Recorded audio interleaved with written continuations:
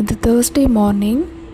இன்றைக்கி என்ன dinner செய்கிறதுன்ட்டு pre பிளான்டாக எதுவும் பண்ணலை, எதுவும் வாங்கியும் வைக்கல. வீட்டில் பச்சை பயிர் இருந்தது.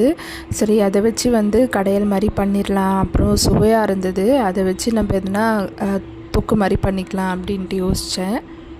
என்ன லன்ச் பண்ணுறோமோ இல்லையோ, கண்டிப்பாக வீட்டில் ஒயிட் ரைஸ் இருக்கணும். அது இருந்தால் தான் ஹஸ்பண்ட்க்கு திருப்தியாக சாப்பிட்ட மாதிரியே இருக்கும். டிஃபன் ஐட்டம்லாம் கூட அவ்வளோவா இறங்காது. ஒயிட் ரைஸ் இருந்தாலே போதும், அதுவே திருப்தியாக சாப்பிட்டுப்பாங்க.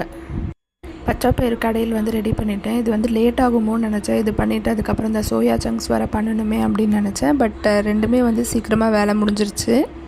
என்ன தான் சமையல் வேலைலாம் முடிஞ்சு கடகடன்னு கிளம்பி நம்ம ஆஃபீஸ்க்கு போனாலும் அங்கே எப்படியோ தெரியல லேட் ஆகிடுது. அது என் ராசியா இல்லை என்னன்னு தெரியல, லேட் ஆகிடுச்சு.